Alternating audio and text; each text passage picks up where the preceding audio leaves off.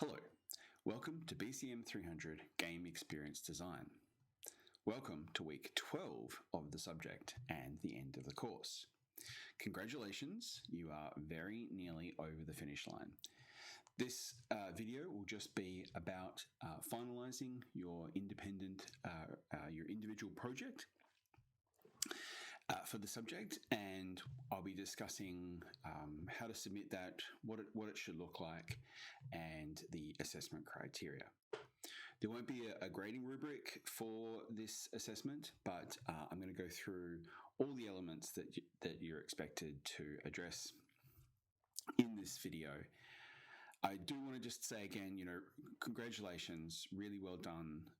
This session has been exceptionally difficult all round. The subject has had to undergo a very odd transformation, and I think everyone has done a really great job from the blogs and the group presentations, and you should all be, really satisfied and happy with what you've been able to achieve. So let's start to look at Learning Assessment Task 3. So regardless of whether you're taking a more traditional digital artifact approach or you're going to address your independent game design, the important thing to think about Learning Assessment Task 3 is that this is a project dossier. So what does that mean? Well, a dossier is a collection of documents, right? It's much more of a report than an essay. So it's a collection of things assembled together. What you're going to be doing in the dossier is providing evidence for your thinking and documenting your work. And so we're after the details about what you've done and the results, but as well as the research that's gone into justifying those design decisions.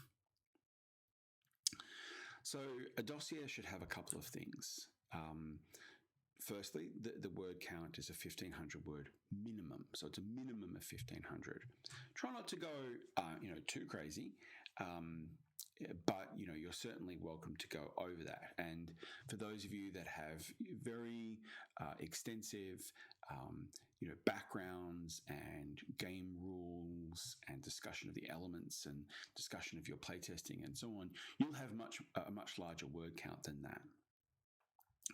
But that's just the minimum that's required for this task. So don't worry if you're over it. What we're going to be doing is going through the requirements of the dossier and thinking about what should be in them and looking at the assessment criteria and just making sure that you include everything that you need to include in that assessment, in that final dossier. So even if you're doing a DA and you're doing like a contextual essay to accompany, or you're bringing together different video essays or different blog posts, you should still put together a dossier, right? A report on what you've done. Please submit this as a PDF. So you might have to submit the Word document with the cover sheet and the dossier separately when you submit to the Moodle Dropbox. That's okay. The dossier should have a cover page. It doesn't have to be elaborate, but it should be clearly a cover page, collecting your work together. Another thing that a dossier should have is a table of contents. You should have lots of little elements, particularly if you're doing a report on your individual project. We'll talk about that in a sec. But even if you're doing a DA, right, you can put printouts of a blog or screenshots of a video with a link underneath. You should be able to bring your work together and present it in some way. So there should be lots of embedded images and links, particularly if this is a more of an essay style DA. I don't mind whether you use Harvard references. I always like a good Harvard reference. So by all means, please. Many of you have submitted some great research in your blogs that I've added to the Moodle readings. And so, that's one of the wonderful things about this subject, is that your work contributes to the learning of others via the subject blog, but now also via that research that you've been doing. But you can just embed links. So please make sure your PDF version has the appropriate settings to enable that links to operate when you submit it. Okay, so the dossier should be broken up into a series of subheadings. Now, this is particularly if you are doing an individual game report, but also, many of these elements might work for a particular DA. As long as you address the assessment criteria, some of these you might not have or might not need. So don't panic if you don't have everything. But we can certainly take a look at a draft at an early stage just to provide comments if you're uncertain at all. So it's a good idea to have an introduction and an overview. An introduction should set the scene, right? It should orient the reader in what's going on, and the overview should tell the reader what to expect in the document. You don't have to tell us everything about the game in that sense, but rather bring us into the document, tell us what we should be looking at, and situate the reader in the experience that you're about to present for them. It's a good idea to start at the broadest possible type of description for your game, and then start to narrow in on the specifics. So you can locate your game within a particular genre or type. As you're going through, what you should be doing is drawing attention to research, and we'll talk about the different types of research in a minute, to justify and contextualize the decisions that you're making at each step. Once you've set out the genre or type, you can then think about the theme or the setting. You might have a short description about your game world, what the world is that your game is set in. This can be the real world. This can be a fantasy science fiction or some other world. This could be a particular take on a supermarket or a hairdresser or some kind of setting. And again, this is a paragraph or two, and don't be afraid to use lots of images, right? You might not have got that across in your prototype, so here's a chance to kind of illustrate your thinking by drawing on relevant images to help sell your theme and your setting. Connected to the theme and setting is the story and the narrative. And we've talked about different ways you can think about story and narrative, but this is the kind of embedded story and narrative associated with the theme and the setting, which is different to the player experience, and we'll talk about that in a sec. We haven't dealt with how to write rules effectively because we've just not been, we missed a week, and so I'm not going to be assessing your rules directly, but it's worthwhile thinking about keeping the rules as tight and as short as possible, and possibly having a different section on, a basic overview, a 1 or 2 paragraph overview of how to play, how to set up the game, how to proceed through the turns, that kind of thing, and that can accompany the rules. Then you want to think about, and this is very important, think about the player experience. Now, this is the story of what happens to the player. This is different to the story inside your game world, right? And we've talked about this in terms of the 3-act structure. The lecture is on the Moodle site, right? So what happens in Act 1? How should the players be organized?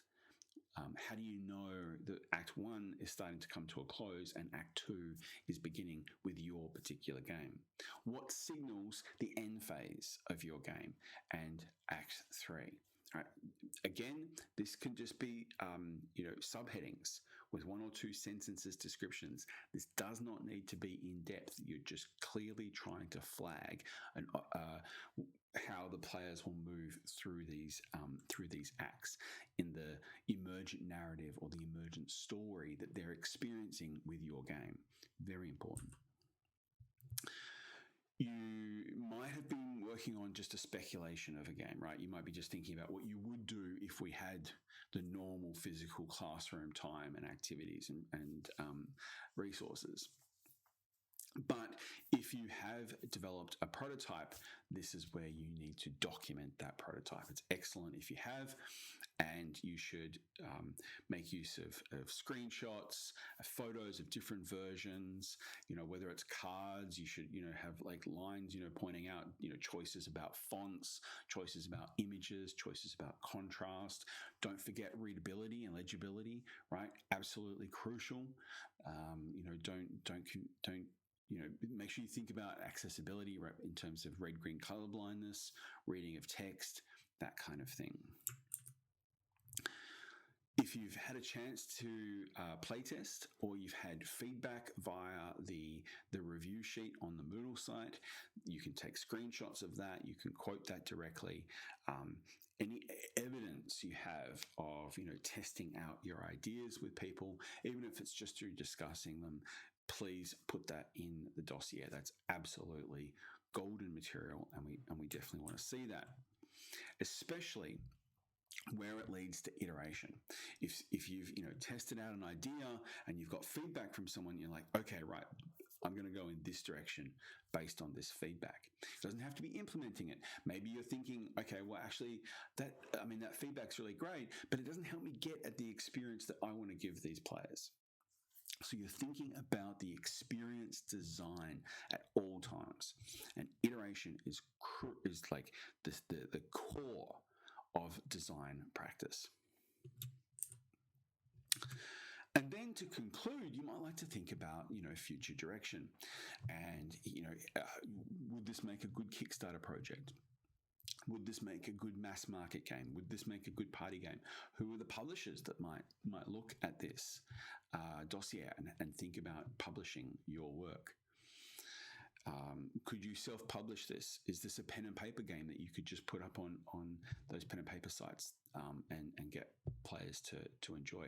Could you publish this via drive-through games and sell copies of it? That's been done before, and you should definitely think about it. The main thing that we're looking for in the dossier is evidence, right? Where you are saying, I did this, and this is what it's comparable to, right? Now, obviously, we haven't had the same amount of time to develop your literacies from exposure to games in class, and that's fine. But you've got resources like Board Game Geek. You've got obviously the web, Reddit, Twitter, Facebook, YouTube, all of these sources to look at game designs. And so this is where you can draw on evidence.